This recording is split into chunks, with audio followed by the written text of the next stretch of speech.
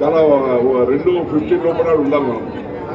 అందుకే మరి మన దామోదర్ మన రథసారథి మన నియోజకవర్గం పార్లమెంట్ నియోజకవర్గం జైరాబాద్ పార్లమెంట్ నియోజకవర్గం రథసారథి దామోదర్ రాజనరసింహ గారి నాయకత్వంలో మా ఎమ్మెల్యేలు అందరూ మరి మా ఇన్ఛార్జీలు అందరూ మరి ముఖ్య నాయకులు అందరూ మరి ఈరోజు పూరా 7 నియోజకవర్గాల నుంచి వచ్చిన మా కాంగ్రెస్ మహానాయకులకు కార్యకర్తలకు యువకులకు మీకు అందరికీ నా హృదయపూర్వక వందనాలు. మరి ఒకటే విషయం చెప్పదలుచుకున్నాను. ఇప్పుడు మన ప్రత్యర్థి బీవీ పాటిల్ మన మదన్ మోహన్ గారు చెప్పినట్టు 2 పర్యాయాలకు అవకాశం ఇవ్వడం జరిగింది. 2 పర్యాయాలు ఎటువంటి అభివృద్ధి కార్యక్రమాలు నోచుకోలేదు. ఎటువంటి ఏ నియోజకవర్గానికి వెళ్ళండి ఏ ప్రజలకు అందుబాటులో లేడు. కానీ ఆనాడు టీఆర్ఎస్ పేరు మీద ఓట్లు జరుగుతుంది. మరి ఒక బిజినెస్ మెన్ గా ఒక కాంట్రాక్టర్ గా మరి ఆయన కార్యక్రమాలు చేస్తా ఉన్నాడు. ఆయన స్వలాభం కోసం ఈరోజు టీఆర్ఎస్ పని అయిపోయిందిరా బాబు అని పోయి బీజేపీ కండువ కట్టుకొని దేవుని పేరు మీద ఓట్లు అడిగి ఏదో గెలుస్తారని అంటున్నాడు.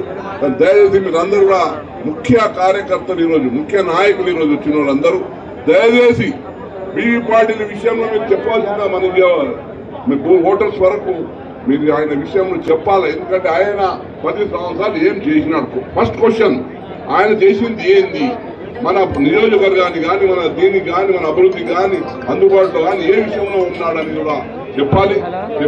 చెప్పాలని చెప్తూ, ఎందుకంటే 26వ తారీఖు నాడు మన ప్రియతమ ముఖ్యమంత్రి రేవంత్ రెడ్డి గారు పెద్ద శంకరాంపేట మండలానికి వస్తా ఉన్నారు 4 గంటలకు. అంటే 26 నాడు అంటే పెద్ద ఎత్తున కనీసం 50 లక్షలతో 50,000 కనీసం 50,000తోని మరి నారాయణఖేడ్ నియోజకవర్గము, అంబోల్ నియోజకవర్గము, జూకల్ నియోజకవర్గము, మరి మిగతా అన్ని 4 పెద్ద ఎత్తున తల్లి రావాలని నేను విజ్ఞప్తి చేస్తాను. ఎందుకంటే సంగారెడ్డి మా పార్లమెంట్ నియోజకవర్గం లేదు. రేవంత్ రెడ్డి గారు ఇక్కడనే రావడానికి సిద్ధంగా ఉన్నారు. కానీ ఇక్కడ వచ్చి మనం ఎంత పెద్ద సమాజం పెట్టుకున్నా దాని ప్రభావం ఉండదని మరి అది మనం మొట్టమొదటి సమావేశం పెద్ద శంకరాంపేట పట్టణంలో పెట్టుకోవడం జరిగింది. 26వ తారీఖు నాడు దయచేసి అందరూ కూడా పెద్ద ఎత్తున 4 గంటల సాయంత్రం 4 గంటలకు మరి పెద్ద శంకరాంపేట చేరుకొని ఆ